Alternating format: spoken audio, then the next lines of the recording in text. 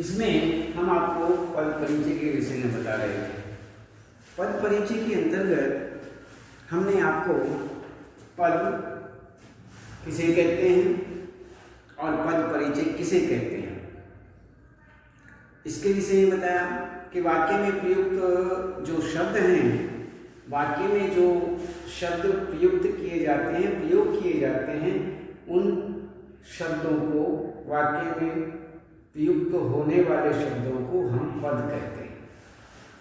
अब पद परिचय जिस तरह व्यक्ति का परिचय देते समय उनका नाम, गुण, कार्य आदि का विवरण दिया जाता है, उसी तरह पद का नाम, गुण, प्रकार्य आदि के बारे में सूचना देते हैं। बस इस सूचना को ही हम पद परिचय कहते हैं। यही पद परिचय। तो पद परिचय संज्ञा पद का परिचय। तो ये पद परिचय जो है ये विकारी पद है। इस विकारी पद के अंतर्गत हमने आपको यहाँ पर संज्ञा पद का परिचय। संज्ञा के विषय में आप जानते हैं कि ये व्यक्ति, वस्तु, स्थान, भाव आदि के नाम की सूचना देते हैं और संज्ञा के भेदों को निम्नलिखित रूप में दिखाते हैं, बताते हैं। तो इसमें देखिए, सबसे पहले हमने आपको बताया संज्ञा। अब हमें देखना है कि संज्ञा किसे कहते हैं, अर्थात संज्ञा कितने प्रकार की होती है। तो कितने प्रकार की होती है संज्ञा, यहाँ पर 3 प्रकार की बताई गई है। एक व्यक्तिवाचक संज्ञा, जातिवाचक संज्ञा और भाववाचक संज्ञा। जैसे व्यक्तिवाचक संज्ञा है, इसमें राम, गीता, आगरा, गांधी आदि इन नामों से संबंधित व्यक्ति, वस्तु, स्थान आदि, भाव आदि के नाम को हम जानते हैं, संज्ञा कहते हैं। लेकिन व्यक्तिगत संज्ञा ये। अब जातिवाचक संज्ञा जो है, जैसे लड़की, जहां कहाँ लड़की है वो जातिवाचक में आती है। यहाँ पर कुर्सी, मेज, घोड़ा आदि। अब भाववाचक में अच्छाई, बुराई, सुंदरता, प्रेम, घृणा आदि ये सब जो आते हैं, ये अन्य हमारे भाववाचक के अंतर्गत भाववाचक संज्ञा में आते हैं। अब हमें देखना है कि व्यक्तिवाचक, जातिवाचक और भाववाचक 3 प्रकार की हमारी संज्ञा है। अब तीनों प्रकारों में राम, अन्य राम, गीता, आगरा, गांधी आदि ये व्यक्तिवाचक संज्ञा और जातिवाचक में ये लड़की, कुर्सी, मेज, घोड़ा आदि आदि। और अन्य जो एक भाववाचक संज्ञा है उसमें अच्छाई, बुराई, इस प्रकार सुंदरता, प्रेम, घृणा आदि आदि आते हैं। लेकिन अब हम यहाँ देखते हैं कि व्यक्तिवाचक संज्ञा, जातिवाचक संज्ञा और भाववाचक संज्ञा के अंतर्गत जो ये जातिवाचक संज्ञा है ये भी 2 प्रकार की होती है, अर्थात इसके भी 2 भेद किए जाते हैं। एक द्रव्यवाचक और एक समूहवाचक। एक द्रव्यवाचक और एक समूहवाचक। तो यहाँ पर इसके 2 भाग होते हैं। उन दोनों भागों के अंतर्गत देखते हैं कि जैसे द्रव्य, लोहा, सोना, चांदी आदि। इसी ही प्रकार से यहाँ पर ये हुआ द्रव्य के रूप में समूहवाचक, कक्षा, सेना, पुलिस, सभा, दरबार आदि। ये जो हुआ ये हुआ हमारा समूहवाचक के अंतर्गत। तो इसमें अब हम देखते हैं कुछ ध्यान रखने वाली बातें। इसमें हमें विशेष रूप से कुछ बातें ध्यान रखनी होंगी। जैसे संज्ञा पद का परिचय देते समय निम्नलिखित बातें हमें विशेष रूप से ध्यान रखनी चाहिए। जैसे वाक्य में प्रयुक्त संज्ञा पद यदि वही प्रकार्य कर रहा है जो उसके वर्ग में आने वाले अन्य संज्ञा शब्द करते हैं तो उसका नाम तय करने में कोई कठिनाई नहीं है। जैसे सोना द्रव्यवाचक संज्ञा शब्द और निम्नलिखित वाक्य में जातिवाचक संज्ञा के रूप में ही प्रयुक्त हुआ है, अतः जातिवाचक संज्ञा पद होगा।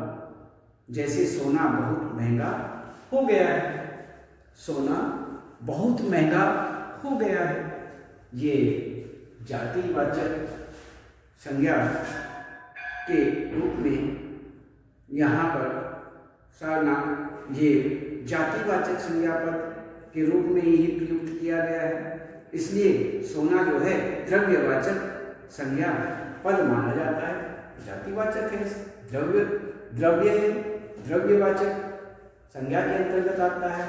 तो इस प्रकार से यहाँ पर एक ये हुआ। दूसरा कहते हैं कि ये जो वाक्य हैं, इन वाक्य में, इस वाक्य में सोना पद विशेषण का प्रकार्य कर रहा है, अतः यह विशेषण भी कहलाएगा। जिस तरह सर्वनाम जब संज्ञा की विशेषता बताता है तो उसे सार्वनामिक विशेषण कहा जाता है, उसी तरह निम्नलिखित वाक्य में सोना संज्ञा पद अर्थात अंगूठी शब्द की विशेषता बता रहा है। जैसे मैंने सोने की अंगूठी बनवाई है, मैंने अंगूठी बनवाई है तो इसमें सोने की, चांदी की, अन्य धातु की, तो ये विशेषता बताई गई है। इसलिए यहाँ नामिक विशेषण कहा, इसमें यहाँ विशेषता सार्वनामिक विशेषण कहा जाता है। तो इस प्रकार से यहाँ सोना जो है जो एक विशेषण के रूप में प्रयुक्त हुआ है। तो इसी प्रकार से जब संज्ञा या नाम विशेषता बताने का कार्य करते हैं तो उन्हें नामिक विशेषण कहा जाता है। इसी तरह से विभीषण, जयचंद, सूरदास व्यक्तिवाचक संज्ञा पद हैं, परंतु प्रकार्य बदल जाने पर उनके पद का नाम भी बदल जाता है, बदल सकता है। जैसे उस बेचारे सूरदास को कुछ पैसे दे दो, जातिवाचक संज्ञा। तो इस प्रकार से यहाँ पर ये बताया गया है कि बेचारे सूरदास को कुछ पैसे दे दो। तो ये हमारा हुआ यहाँ पर एक तरह से प्रकार्य व्यक्ति संज्ञा। तो व्यक्तिगत संज्ञा पद है, परंतु प्रकार्य बदल जाने से उसके पद का नाम भी बदल सकता है। इस प्रकार उस बेचारे सूरदास को कुछ पैसे दे दो, जातिवाचक संज्ञा पद बन गया। तो इसमें इस प्रकार यदि प्रयोग करें तो इस वाक्य में सूरदास शब्द अंधे लोगों के लिए प्रयुक्त हुआ है, न कि व्यक्ति सूरदास के लिए। अतः यहाँ जातिवाचक संज्ञा के प्रकार्य के कारण इस वाक्य में सूरदास जातिवाचक संज्ञा पद बन जाता है, और जातिवाचक संज्ञा पद बनने से यहाँ पर ये सूरदास जो है ये व्यक्तिवाचक संज्ञा में नहीं आएगा, जातिवाचक संज्ञा में आएगा। क्यों? ये जो शब्द प्रयोग किया गया है वाक्य के आधार पर, प्रकार्य के आधार पर, तो अंधों के लिए प्रयोग किया गया है, इसलिए यह जो है ये जातिवाचक के अंतर्गत आता है, न कि व्यक्तिवाचक के अंतर्गत।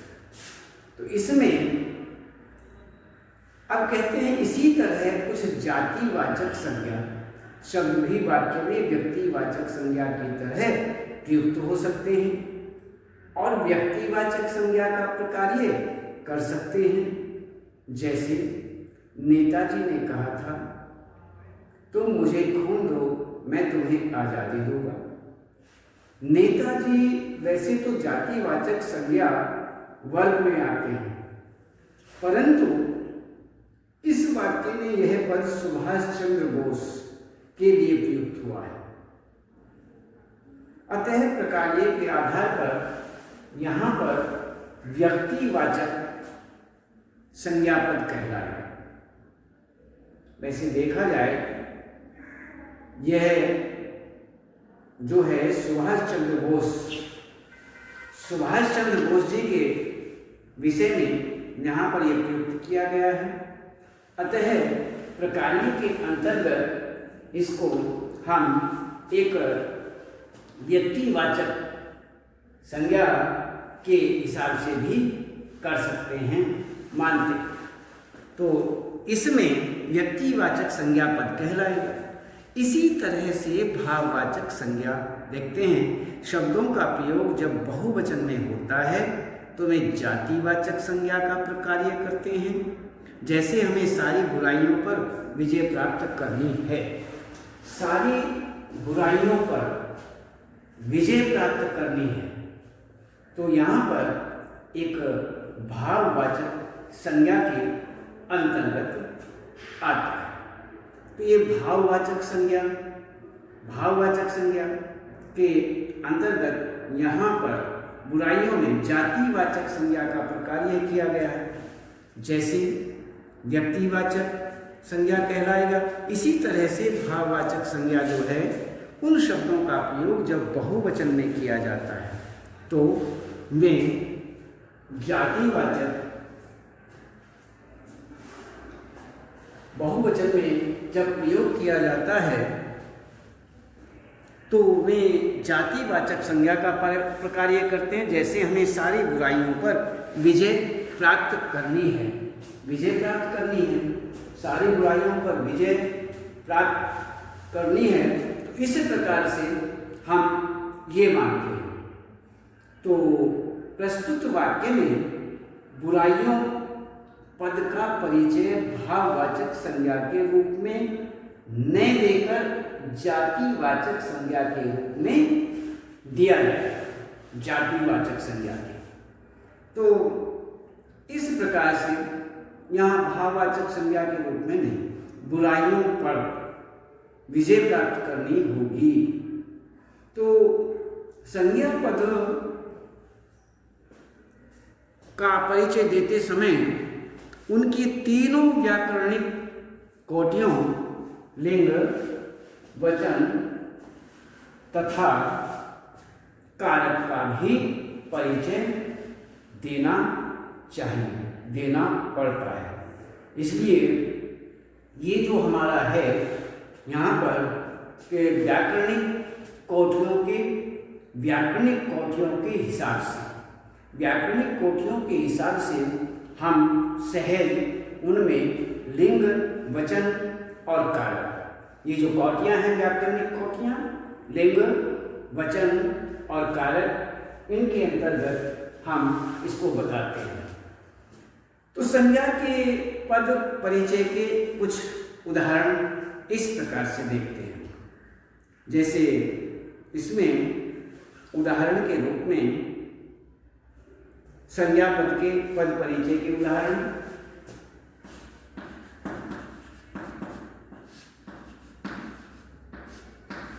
संज्ञा पद के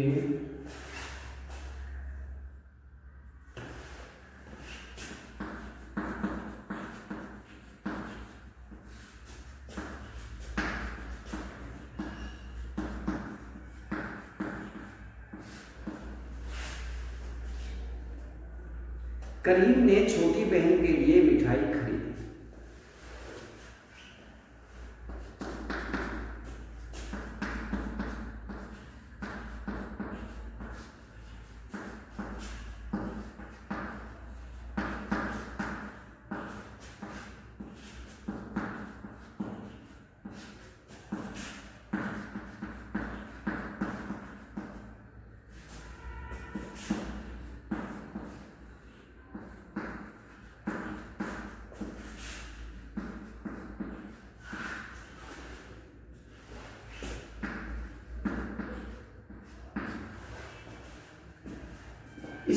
करीम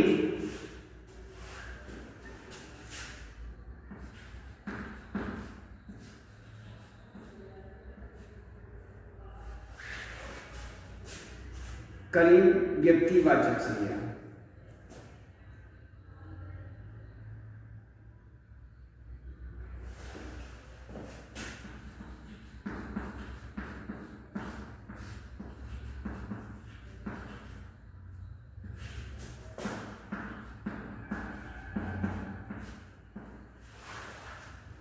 व्यक्तिवाचक संज्ञा पुल्लिंग,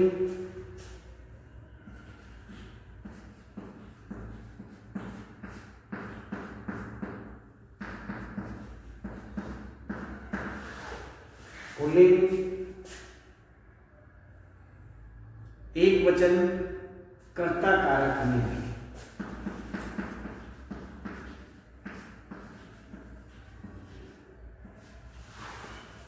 एक वचन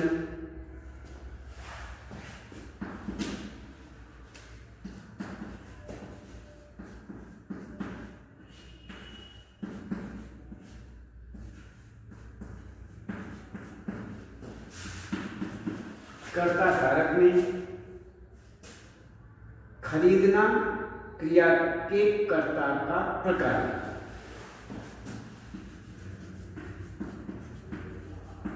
खरीदना क्रिया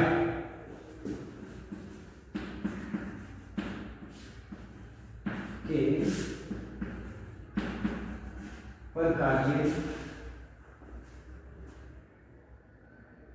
कर्ता का प्रकार्य।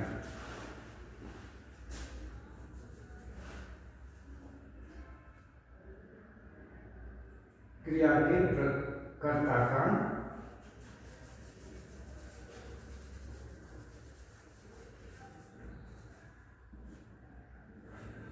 क्रिया के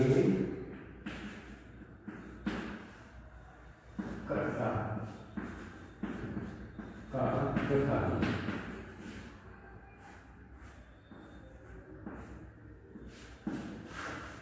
खरीदना क्रिया के कर्ता का प्रकार्य।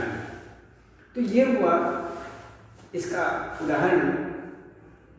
एक इसमें अब आप ये कहें कि ये मान लीजिए रेखांकित किया हुआ है, इसमें रेखांकित बहन के लिए इसमें बहन के विषय में देखते हैं।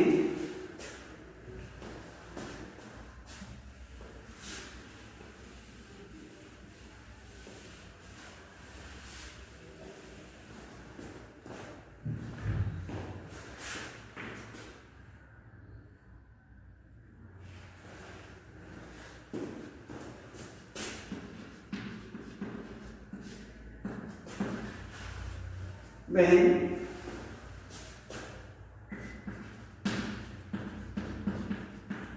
बहन के लिए इसमें जातिवाचक संज्ञा है।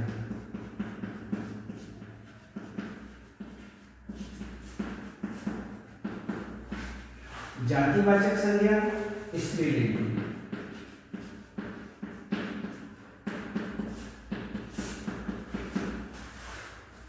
स्त्रीलिंग एक वचन,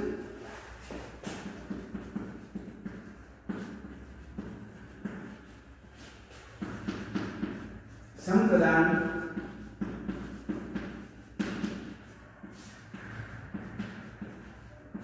कारक में, गौण कर्म का प्रकार्य।